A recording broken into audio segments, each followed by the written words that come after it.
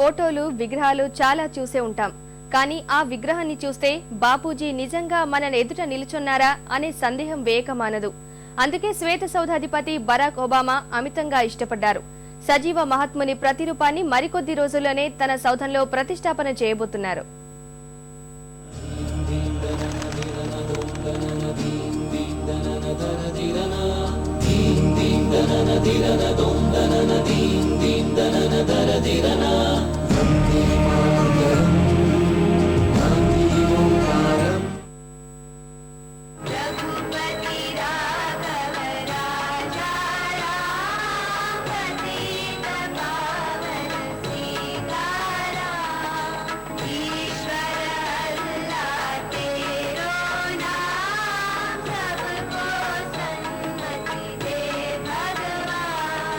గాంధీ నువ్వే రావాలి, నీ సాయం మళ్లీ కావాలి అని కోరుతున్నట్లుంది కదూ. ఊరికొక్క వీధి పేరు కాదుర గాంధీ, కరెన్సీ నోటు మీద బొమ్మ కాదుర గాంధీ అని కవులు కలాలు జులిపించినా అదంతా మహాత్ముని సిద్ధాంతాల గొప్పతనమే. సత్యం అహింస మార్గాలతో బోసినవ్వుల బాపు చూపిన మార్గం అలాంటిది. అన్ని తరాలకు స్ఫూర్తిదాతైన ఈ మహనీయుని విగ్రహాన్ని మైనం ఫైబర్తో ఇలా సజీవమూర్తిగా తీర్చిదిద్దారు.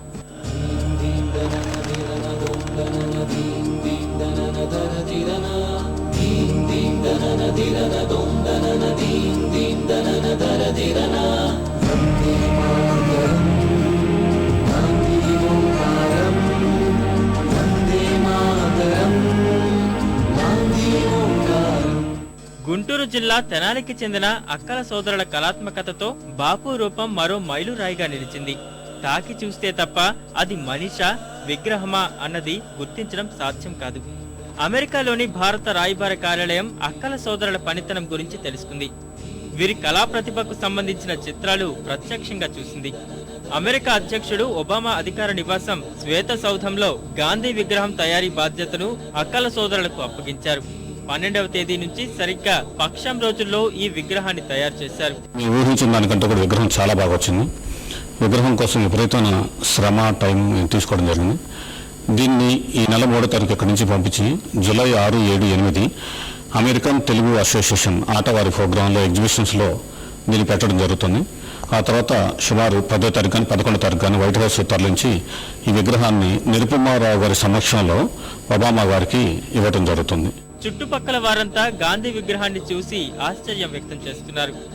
మహాత్మా గాంధీ విగ్రహం చూడంగానే మహాత్ముడు ప్రత్యక్షమైనట్టు నాకు అనిపించింది.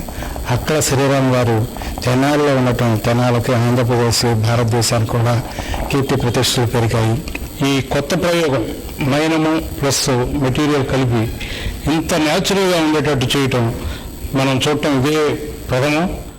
ఆకారం ఎత్తులోనే కాదు, గాంధీ విగ్రహంలో చేతులు, కాళ్ల గోళ్లు మొదలు కంటిపాప వరకు చేతికర్ర, కళ్ళజోడు, తెల్లని పంచెకట్టు ఆహార్యంలో బాపు సజీవత్వాన్ని పూర్తిగా ఆవిష్కరించారు అక్కల సోదరులు.